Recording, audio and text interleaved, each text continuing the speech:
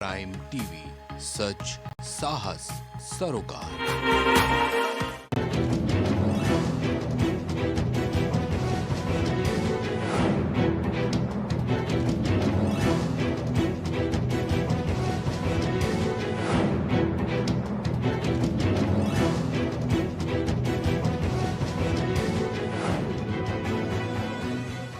नमस्कार, आप देख रहे हैं प्राइम टीवी और मैं हूं आपके साथ मुस्कान अजमानी और हमारी खास पेशकश शख्सियत में आप सभी का स्वागत है।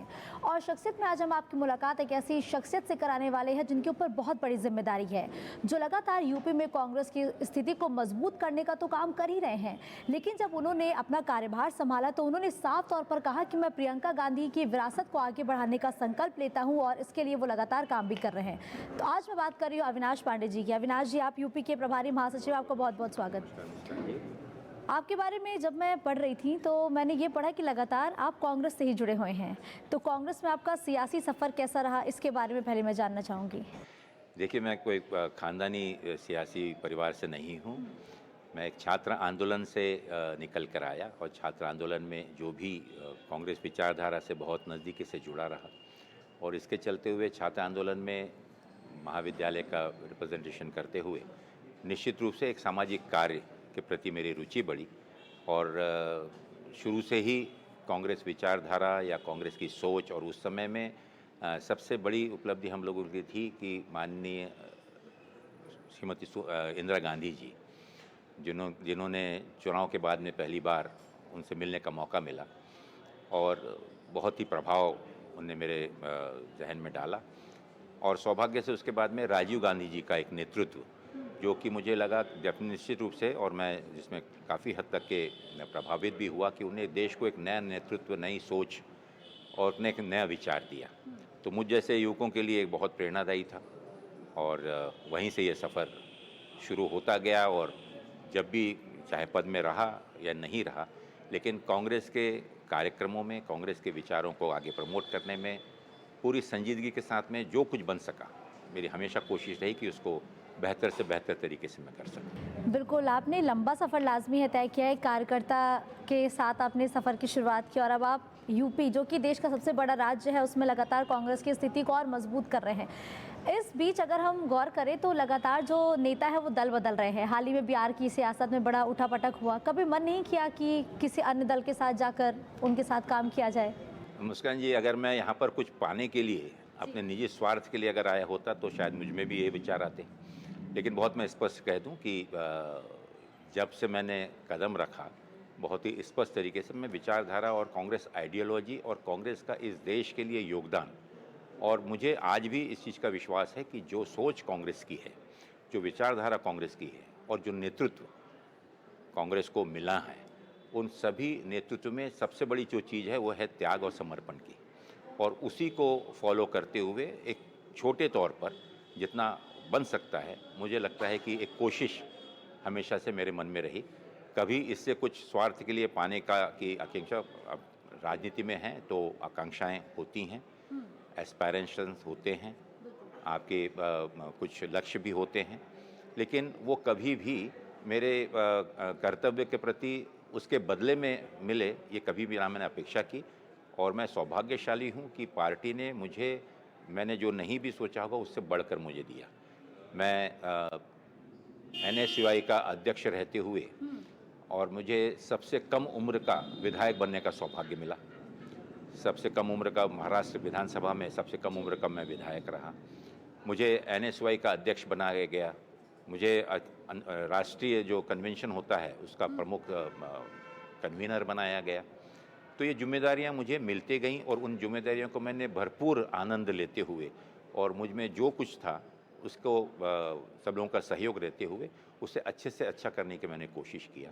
और जो उसके कारण मुझे जो एक आत्म शांति बोल लीजिए या एक खुद को सेटिस्फेक्शन जो है, वो मेरा हमेशा से बहुत ही अहम रहा है मुझे। और इसके चलते आपने दल बदल की जो बात की, वो तो कभी जहन में आ भी नहीं सकती। अच्छा। क्योंकि एक ही कामना मेरे दिल में है कि अगर इस दल बदल की प्रक्रिया अगर और भी आगे बढ़ती गई, और जो आज की तारीख में बहुत आम हो गया है, और इसके चलते हुए जनता का भी विश्वास नेतृत्व या पार्टियों के समर्पण के प्रति भी एक बड़ा प्रश्न चिन्ह हो गया है। तो मैं मानता हूं कि अगर कांग्रेस पार्टी में आखिरी एक कार्यकर्ता कोई बचेगा तो मेरी एक ही तमन्ना है कि वो एक कार्यकर्ता मैं रहूं। That is my ultimate target. बिल्कुल। तो अभी आप लगातार 2024 के लिए काम कर रहे हैं, आपका बैठकों का भी दौर जारी है और 2018 जितना मैं जानती हूँ, आपने जब राजस्थान चुनाव था उस दौरान भी चुनाव प्रभारी थे, झारखंड के चुनाव में भी आपका बहुत बड़ा योगदान रहा। लेकिन क्या यूपी की राजनीति चैलेंजिंग लगती है आपको? यूपी देखिए, यूपी में सौभाग्यशाली हूँ कि नेतृत्व ने मुझे इस काबिल समझा या मुझ पे ये जिम्मेदारी डाली, उसके लिए मैं वाकई में हृदय से नेतृत्व का बहुत ही आभार मानता हूँ। माननीय कांग्रेस अध्यक्ष का, आदरणीय सोनिया जी का, राहुल जी का और विशेष रूप से प्रियंका जी का। एक चुनौती निश्चित रूप से है, मैं ये नहीं कहूँगा कि बहुत आसान है, लेकिन यूपी के में कांग्रेस की जड़ें हमेशा से बहुत मजबूत रही हैं।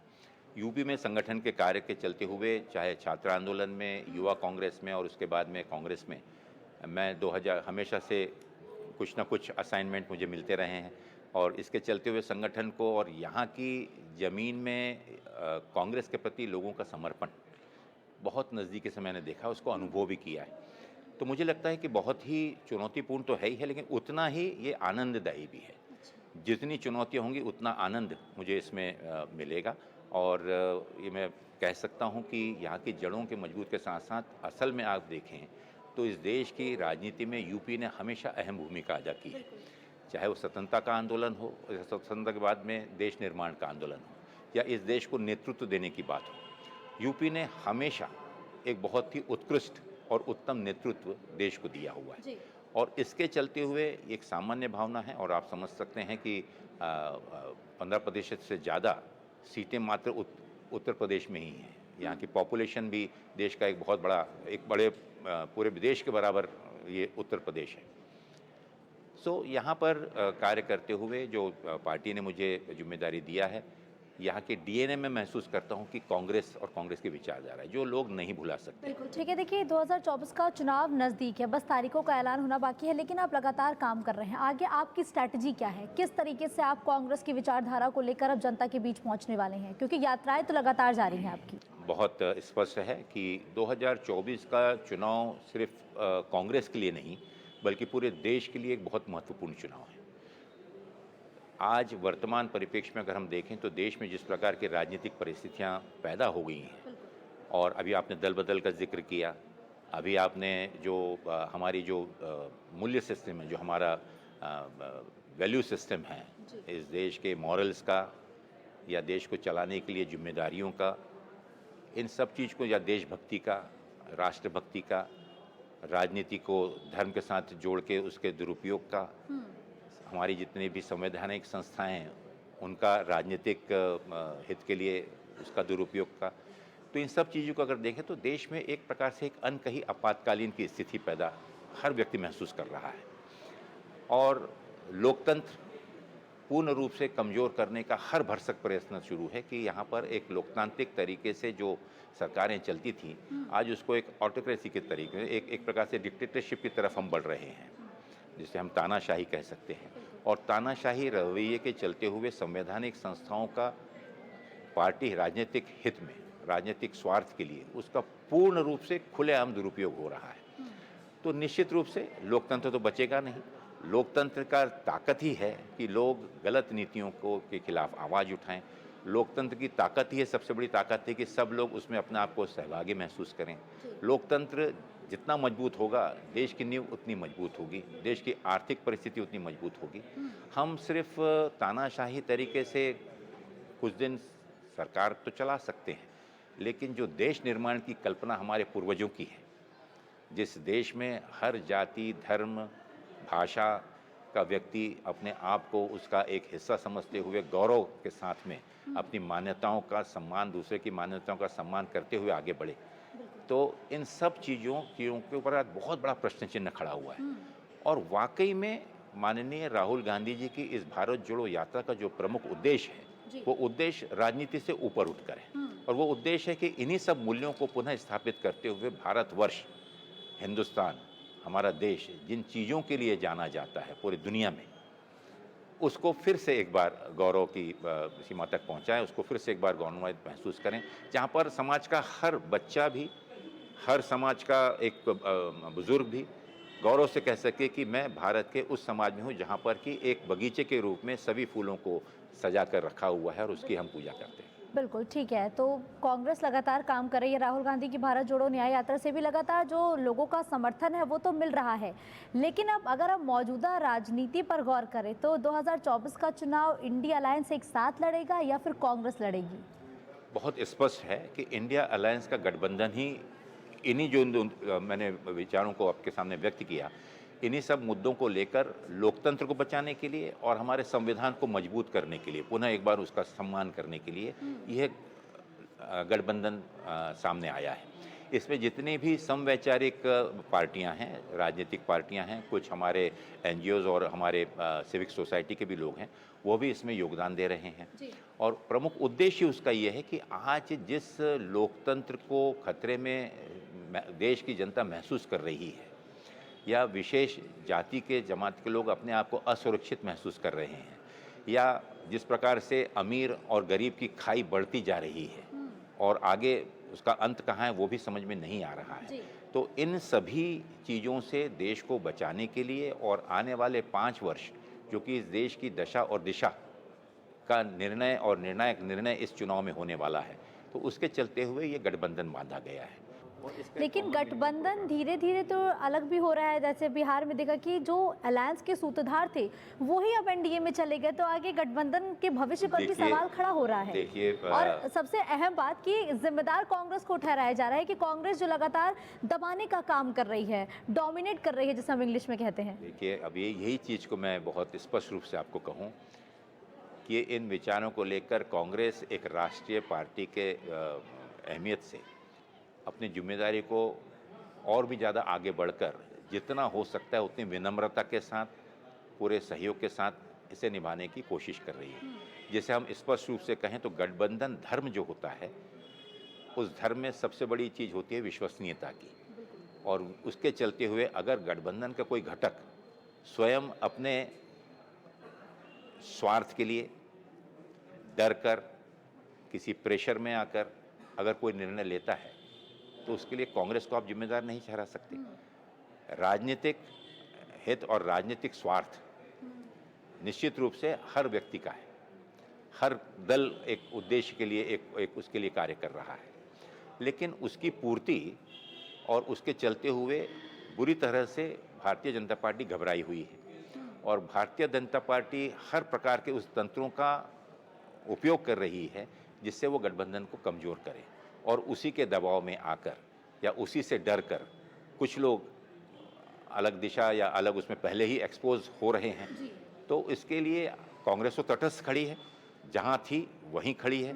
चाहे राहुल जी की न्याय यात्रा हो, उसमें भी अनेक अड़चनें लाई गई, अनेक प्रकार की धमकियां दी गई, पत्थर बरसाए गए, आंधी तूफान बरसात धूप किसी की परवाह न करते वो तो आगे बढ़ रहे हैं। वो भी चाहते तो कहीं पर लॉ एंड ऑर्डर का प्रश्न लेकर, कहीं पर अपने स्वास्थ्य का प्रश्न लेकर वो भी आराम से शांत बैठ सकते थे। लेकिन यही फ़र्क है माननीय राहुल गांधी या कांग्रेस की विचारधारा और अन्य दलों की विचारधारा में। जो दल तटस्थ हैं, जो दल वाकई में इस देश के लोकतंत्र को बचाना चाहते हैं, तो निश्चित रूप से उसके बदले में कुछ तो देना होगा, कुछ तो त्यागना होगा, और कांग्रेस हर प्रकार से जाहिर रूप से इसको जाहिर कर चुकी है कि हम हर प्रकार से त्याग करने के लिए तैयार हैं। अच्छा, त्याग करने के लिए कांग्रेस तैयार है। समाजवादी पार्टी कह रही है कि कांग्रेस को हम 80 में से महज 11 सीटें देंगे, तो क्या ये त्याग तैयार हैं आप? 11 सीट हास्यास्पद है कि समाजवादी पार्टी का आज इतना ओहदा तो नहीं हुआ कि वो कांग्रेस को समाजवादी पार्टी सीट दे। ये कहीं पे कुछ मिसअंडरस्टैंडिंग या अपने आत्ममूल्यांकन करना चाहिए कि क्या वाकई में समाजवादी गठबंधन में कोई भी हो, चाहे समाजवादी कांग्रेस का हो या कोई भी गठबंधन हो, उसमें सामंजस्य, समझौता और आपस में एक दूसरे के विचारों को जोड़कर और एक यूनानिमिटी से, एक सर्वमान्यता से निर्णय लिया जाता है, और वो प्रक्रिया चल रही है। एक तरफ वो प्रक्रिया चल रही है और उस समय में अगर मैं कह दूं कि मैंने 80 सीटों पर तो अपने उम्मीदवार घोषित कर दिए, चर्चा तो हमारी अच्छी चल रही है, उसमें जिन सीटों पर मेरे पास में अच्छी ताकत है, अच्छे लोगों को मेरे पास में उपलब्ध हैं, अच्छा सामाजिक समीकरण है, तो मैं भी उसके लिए तो स्वतंत्र हूँ। अगर अगर लेकिन गठबंधन की तो हंसी उड़ाने वाली बात है ना, तो इसके चलते हुए हम कि बातचीत अभी चल रही है, लेकिन अखिलेश यादव पहले ही कह रहे हैं कि हम 11 सीटों पर लड़ेंगे। ये एक हास्यास्पद भी है। और क्या ये प्रश्न समाज और आप जैसे मीडिया के लोग जब पूछ रहे हैं तो एक प्रश्न ये उठता है कि क्या इसके पीछे भी कोई हिडन एजेंडा है? तो जैसा वहाँ पर नीतीश कुमार जी ने अपने एक कदम उठा लिया, ये अंदर रह के इस प्रकार की हरकतें कर कर अगर समझते हैं कि जब दो लड़के लड़की में संबंध हो गए, आपस में व्यवहार हो गया कि अब शादी के लिए जाना है, बातचीत हो रही है, और उस समय में ये उदाहरण मैं इसलिए देना चाह रहा हूँ कि एक विश्वसनीयता बहुत ज़रूरी है। जब बातचीत हो गई है तो संबंध गठबंधन हो गया, तो जब गठ हो गया उसका बंधन जो है, उस बंधन के कुछ नियम हैं, उस बंधन के कुछ नियम के साथ साथ में कुछ कर्तव्य हैं, और उसमें दोनों को उस दायरे में रह के काम करना होगा। अगर उस दायरे में कहेंगे तो हमारी शादी अच्छी चलेगी, बेहतर चलेगी और ज़्यादा खुशी से चलेगी। जिन उद्देश्यों को लेकर हम चल रहे हैं, भारतीय जनता पार्टी को एक मजबूत ताकत बनकर उससे मुकाबला करना, उसमें कुछ स्वार्थ मुझे भी छोड़ना पड़ेगा, जो मैं विनम्रता के साथ में चर्चा के दौरान ऑलरेडी वो बात हो रही है। कुछ स्वार्थ आपको भी छोड़ना पड़ेगा कि जिसके चलते हुए एक सम्मानजनक तरीके से पूरे वर्कर्स को, कार्यकर्ताओं को, ऑर्गेनाइजेशन को उस कार्य में हम लगा सकें। और बातचीत चल रही है, लेकिन इस प्रकार की चीज़ें जो हैं वो उसमें भ्रम और उसे गलत दिशा की तरफ मोड़ रही हैं, जिसको मुझे लगता है कि इसका समाजवादी पार्टी के साथ बातचीत चल रही है, बसपा के साथ भी बातचीत चल रही है क्या? क्योंकि खबरें तो ये भी थी कि लगातार कांग्रेस बसपा के टच में है। क्या ऐसा हो सकता है कि आप और बसपा साथ आ जाएं? बसपा भी एक सेक्युलर पार्टी है। बहन जी मायावती जी ऑलरेडी एक परिपक्व नेतृत्व उन्हें किया हुआ है और इंडिया गठबंधन में वो सहभागी नहीं हुई हैं। तो इसके चलते हुए कोई भी वक्तव्य बीएसपी के बारे में कहना वो इंडिविजुअल लेवल पर वो है। लेकिन अगर मायावती जी को इस चीज़ का जिम्मेदारी का एहसास होता है कि वाकई में लोकतंत्र को बचाने के लिए कांग्रेस जो राष्ट्रीय पार्टी है वो बेहतर रोल कर सकती है, तो कांग्रेस के या इंडिया गठबंधन के दरवाजे हमेशा खुले हुए हैं। और अभी तो ऐसा कोई अंत नहीं हुआ, राजनीति चल रही है। कहीं पर अगर एक मोड़ पर ऐसा महसूस होता है कि ना ही सिर्फ समाजवादी पार्टी और बीएसपी, लेकिन अन्य दल भी हैं, वो भी अप्रोच कर रहे हैं, तो अगर ऐसा महसूस, क्योंकि आज हर व्यक्ति ये महसूस कर रहा है, माननीय राहुल गांधी जी की इस भारत जोड़ो यात्रा के बाद इस देश की राजनीति में एक नया करवट लिया है, इसमें तो कोई दो मत नहीं है। चाहे अल्पसंख्यक हो, चाहे आदिवासी हो, चाहे हमारे पिछड़े जमात के लोग हों, ओबीसी हो, एससी हो, हर व्यक्ति कांग्रेस के प्रति एक अपनापन महसूस कर रहा है, कांग्रेस के प्रति एक उम्मीद और आशा के साथ देख रहा है। वो कोई व्यक्ति को नहीं देख रहा है, लेकिन उसको मालूम पड़ रहा है कि पिछले 10 सालों में जिन मुद्दों को लेकर उसे भ्रमित किया गया, उसे गुमराह किया गया, उसकी आस्था का गलत दुरुपयोग किया गया, या उसने किए हुए विश्वास को, चाहे वो 10,000 युवकों को 2 करोड़ पर प्रति वर्ष युवकों को नौकरी देने की बात हो, तो आज तक के 20 करोड़ युवकों को तो नौकरी मिल जानी चाहिए थी।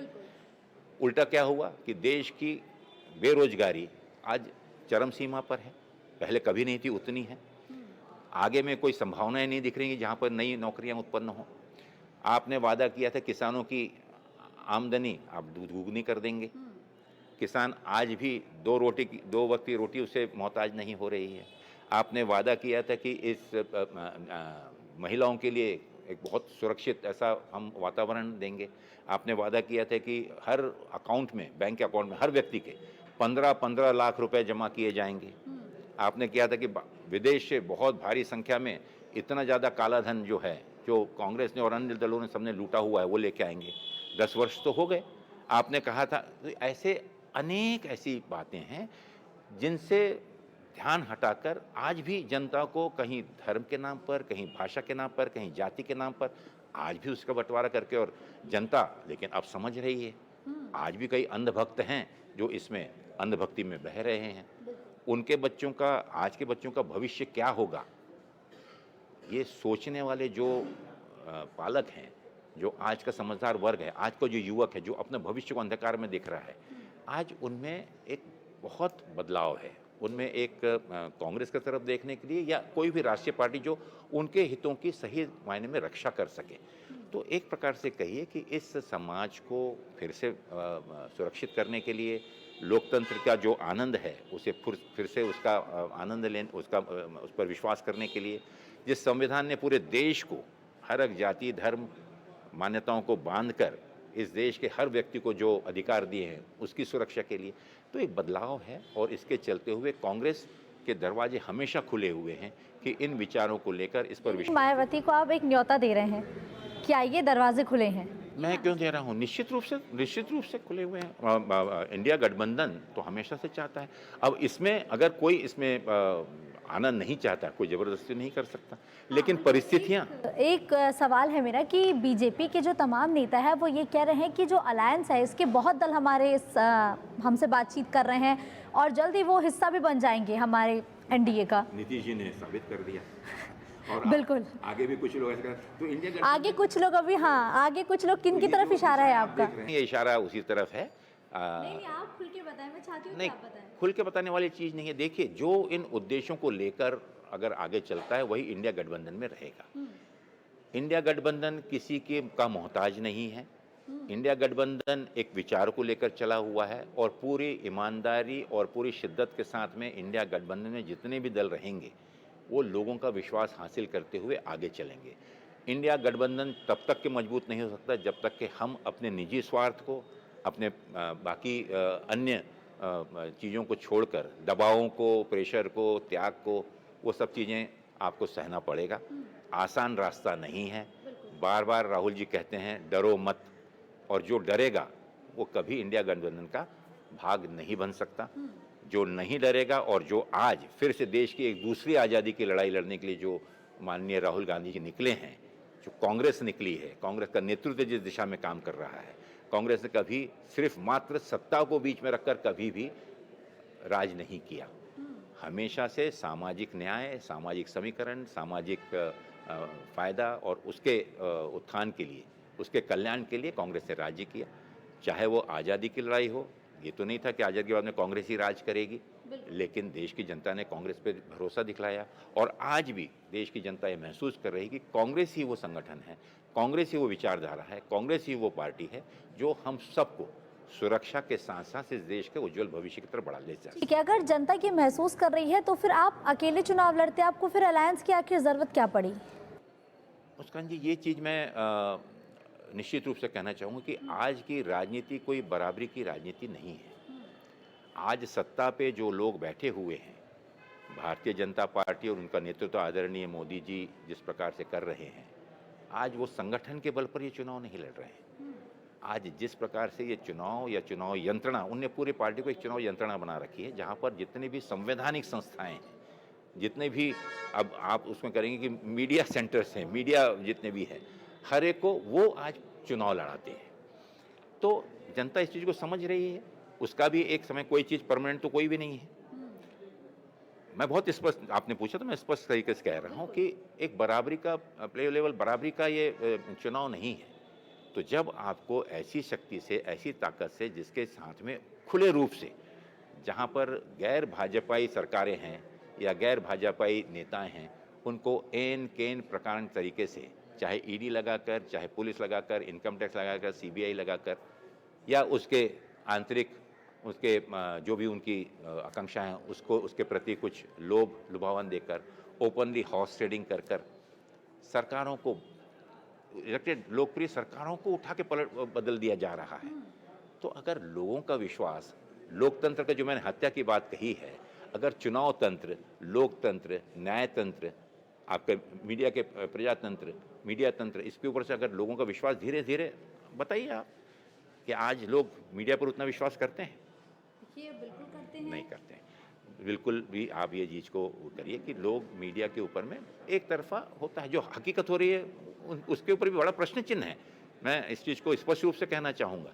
तो ये सब चीज़ प्रश्न चिन्ह एक प्रेशर, दबाव तंत्र के तहत उत्पन्न हुआ है, जहाँ पर इन सभी जो समाज को और देश को बनाने वाले जो हमारे 4 प्रमुख स्तंभ हैं, उन स्तंभों को इस लड़ाई में, इस राजनीति में खुले रूप से उसका दुरुपयोग किया जा रहा है। ये मेरा आंकलन है।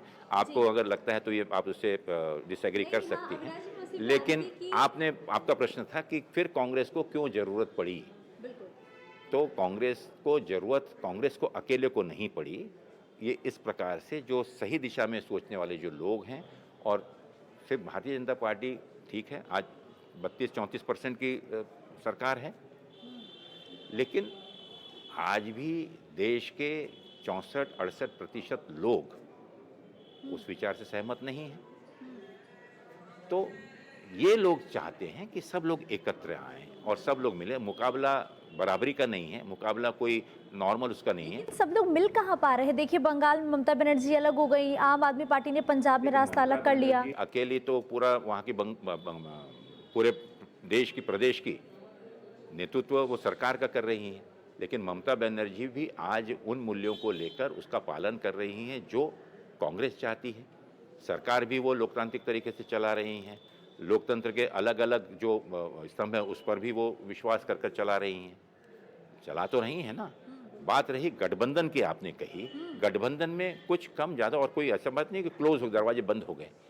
तो इस प्रकार से इसमें बातचीत तो चलेगी। जैसे मैंने कहा, समाजवादी पार्टी के साथ आज जब मैं आपसे बात कर रहा हूँ, आज भी बहुत ही सकारात्मक चर्चा शुरू है। लेकिन उसके चलते हुए जो प्रश्न आपने पूछा कि क्या ये मान्य है कि क्या 11 सीटें समाजवादी पार्टी ने आपको दिया तो आपको मान्य है, मैं उसके बारे में अनभिज्ञ हूँ। मुझे संज्ञान में नहीं है कि किसने वो फाइनल किया। एक प्रभारी के नाते, एक राष्ट्रीय पार्टी का प्रतिनिधि के नाते ऐसा आपने पूछा ना कि उनने दिया, तो कांग्रेस को समाजवादी क्यों देगी भाई? कोई यहाँ नहीं, अखिलेश यादव अक्सर ये कहते हैं ना कि हम यूपी में देने की हैसियत रखते हैं, शायद इसी हैसियत से उन्होंने दिया हो। मैं उनका सम्मान करता हूं कि अगर वो अपने आप को समझते हैं, तो हमको तो ऐसे मजबूत लोग चाहिए। तो उसके लिए सबसे पहले उनको सामाजिक समीकरण के साथ साथ में वो विश्वास भी जिनके साथ में आप कर रहे हैं, हम लेने के लिए तो तैयार होने चाहिए ना।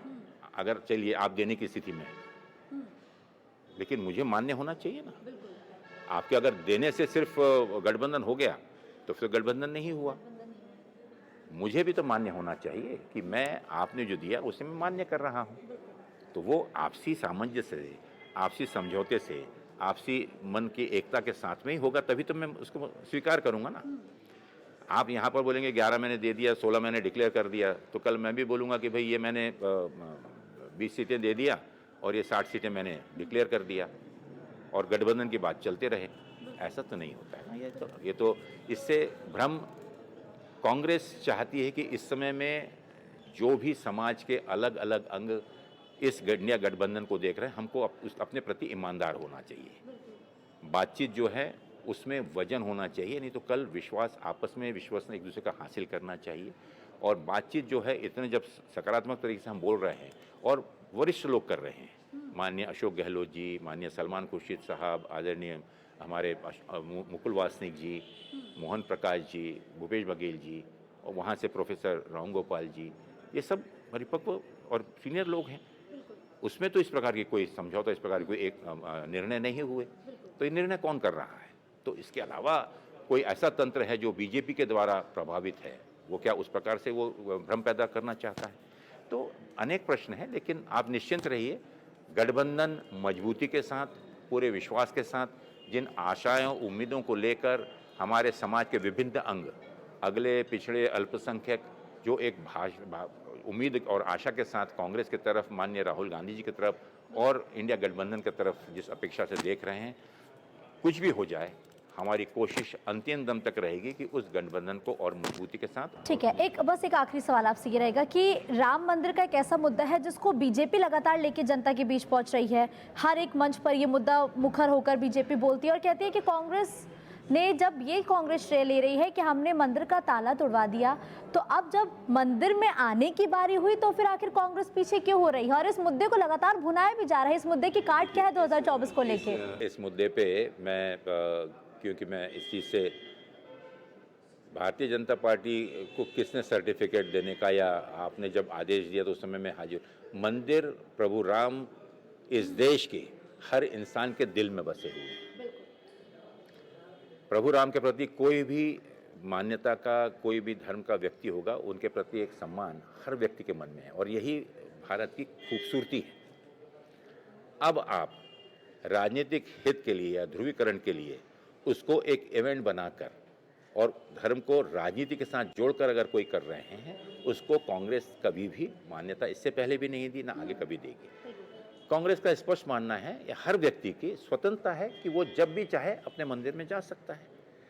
अब उसके लिए एक विशेष तिथि में आपने बुलाया और आपने आदेशित कर दिया कि आपको आना है, तो ये इसी प्रकार से हो गया ना। वही तो प्रश्न आज, वही तो पूरा देश उसी चीज़ से तो समस्या से जूझ रहा है कि क्या खाना है, अगर आपने वो नहीं खाया तो आप देशद्रोही, आपको जो पहनना है आपने नहीं पहना तो आप देशद्रोही, आप देश छोड़ के चले जाइए। क्या आपको बोलना है, अगर आपने नहीं बोला तो आप देशद्रोही, अगर आपने प्रश्न कर लिया तो आप देशद्रोही।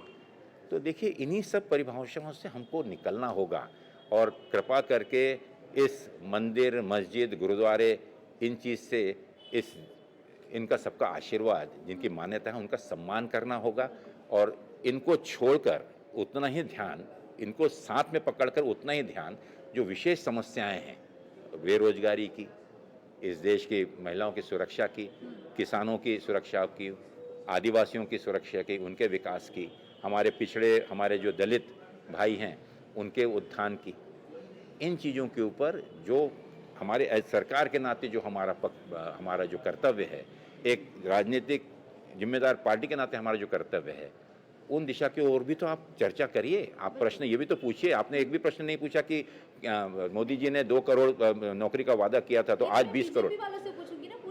लेकिन जब मैंने अब आपसे बताया तो ये चीज़ों, आपने तो नहीं पूछा कि आज वहाँ पर यह मणिपुर में इतनी बड़ी समस्या है, क्या प्रश्न आप ये हमने पूछा कि मंदिर में तो ठीक है कि सबको जाना है तब जाएंगे, मणिपुर में आज की तारीख तक आपको नहीं लगता कि देश के प्रधानमंत्री जी को या वहाँ पे चलने वाली जो समस्याएं हैं उसके ऊपर में ध्यान देना चाहिए? क्या आपको नहीं लगता कि सैकड़ों लोग आज का किसान भुखमरी से मर रहे हैं, उनके तरफ ध्यान देना होगा? क्या हमको नहीं लगता कि आज करोड़ों युवा अपने आप को अंधकार में महसूस कर रहे हैं, उनके नौकरी के आगे में पढ़े लिखे युवा साइकिल चला रहे हैं, आपका वो स्कूटी में जाके लोगों के घर में खाना पहुंचा रहे हैं, तो उनका क्या होगा, उनका भविष्य क्या होगा? बड़े बड़े IITians हैं, बोल के अब हम बोलेंगे कि पकौड़ा बेचें, वो समोसा बेचें, वो तो ये सब चीज़ों के ऊपर में कृपा करके कोई भी राजनीतिक पार्टी हो, हम लोगों को आज की वास्तविक के समाज की, देश की आर्थिक व्यवस्था के बारे में किसी ने पूछा कि रुपए का अवमूल्यन कब से हुआ और कितना हुआ, देश के ऊपर में पहले कितना कर्जा था, आज कितना कर्जा हो गया।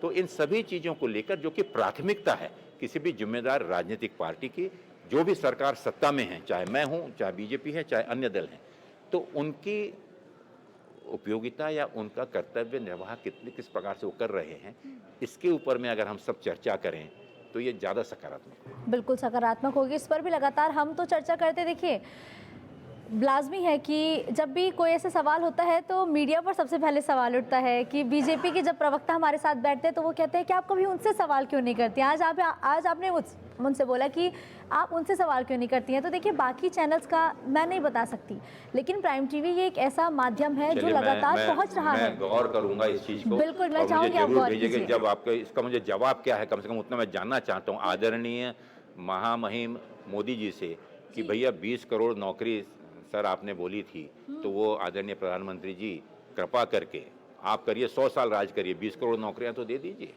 आप मंदिर एक खुला है, हम भी साथ में 10 मंदिर हम भी साथ में बना के हम सब चलेंगे, लेकिन हमारे किसानों को दोगुना जो आपने मुनाफा बोला था वो तो दिला दीजिए।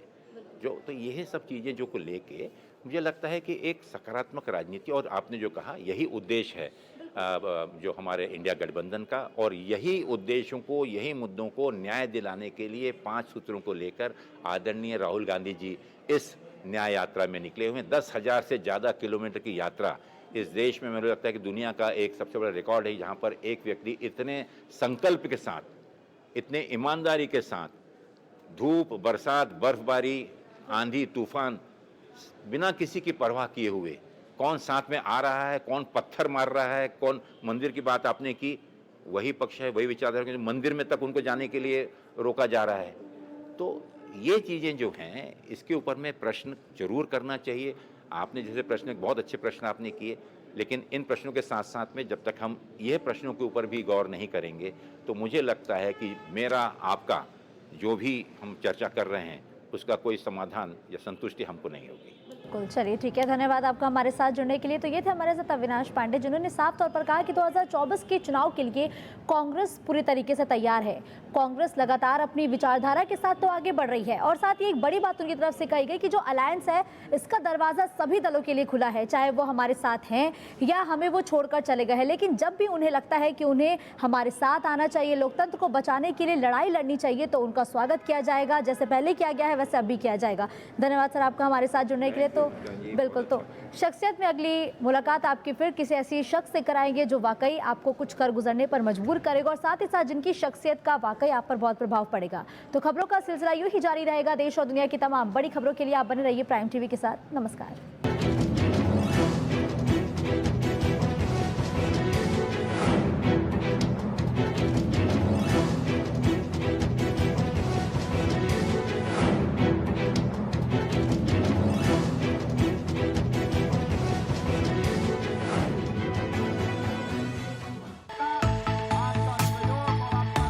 कुछ भाव पुष्प। आप देख रहे हैं प्राइम टीवी, सच साहस सरोकार। प्रधानमंत्री श्री नरेंद्र मोदी का संकल्प है कि देश का हर नागरिक पोषित, सशक्त और समर्थ बने। जब पूरा विश्व इस सदी की सबसे बड़ी महामारी कोविड-19 से जूझ रहा था, उस दौरान प्रधानमंत्री श्री नरेंद्र मोदी जी के नेतृत्व में भारत सरकार ने प्रधानमंत्री गरीब कल्याण अन्न योजना का संचालन कर देश के गरीबों की खाद्य सुरक्षा सुनिश्चित की। इसी संवेदनशीलता को जारी रखते हुए आज 80 करोड़ से भी ज्यादा लोगों को मुफ्त अनाज दिया जा रहा है। सभी को अनाज, पोषित समाज।